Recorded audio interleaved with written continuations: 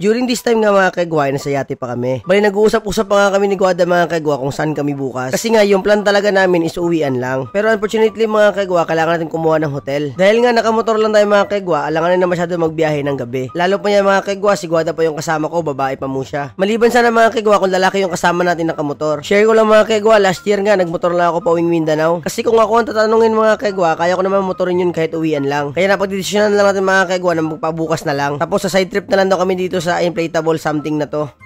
And what's up mga kagwa, morning na nga ito, dito tayo sa Inflatable Island. Bali 3 kilometers away lang to sa hotel na kinuha namin mga kagwa. Bali sobrang aga nga namin ni Guada ngayon mga kagwa. Andito na nga kami kahit di pa open. Ano daw? Loos na ba?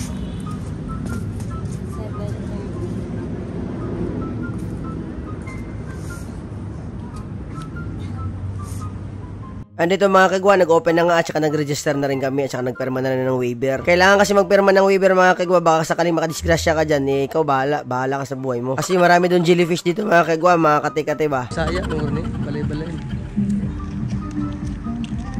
And walang patupik-tupik mga kagwa, pupunta na kagad ako near the dagat mga kagwa. Kasi gusto ko naman tingnan mga kagwa kung tunay bang merong jellyfish dito. Bali may dalawang inflatable nga dito sa Subic mga kagwa. Yung sa kabila, na-try na namin yun ni Guada, kaya dito na naman kami sa bagong tayo. Tiyempo ngayon punta namin dito mga kagwa kasi low tide siya, tapos malalim pa talaga kahit malapit ka lang sa Pampang. Dalampasigan pala yung tinutukoy ko mga kagwa. Tapos maya mga kagwa, tinawag ako ni Guada kasi videohan niya daw ako, di niya alam binibidyo ko rin siya. So in short mga kagwa, nag-videohanay kami. May mali pala kami nagawa ngayon mga kagwa kasi nag-breakfast kami dun sa Jollibee, di kasi namin alam na may breakfast pala dito. Gusto ko pa naman sana i-try yung breakfast dito. Dahil nga busog pa kami mga kagwa, nag-order na lang kami ni Guada ng mango juice at saka yung huwag maingay na platter daw tawag dun. Habang uminom kami ng mango juice din mga kagwa, inihintay na lang namin yung isang platter na yon. Kasi nga once narating na yung order na yun mga kagwa, ililipat tayo ng pwesto, balik tayo dun sa dating pwesto natin. Mabuti na lang mga kagwa, mabilis yung order dito. Pero yung nababasa ko sa review sa Facebook, mabagal daw yung order dito. Sinungaling ata yung nababasa ko mga kagwa, ayaw ata nilang pupuntahan rin ng iba to. Gusto ata nila mga kagwa na sila lang yung makapag-picture din eh. Gatekeep daw yung tawag nun mga kagwa. Ay mga kagwa, kain pala tayo.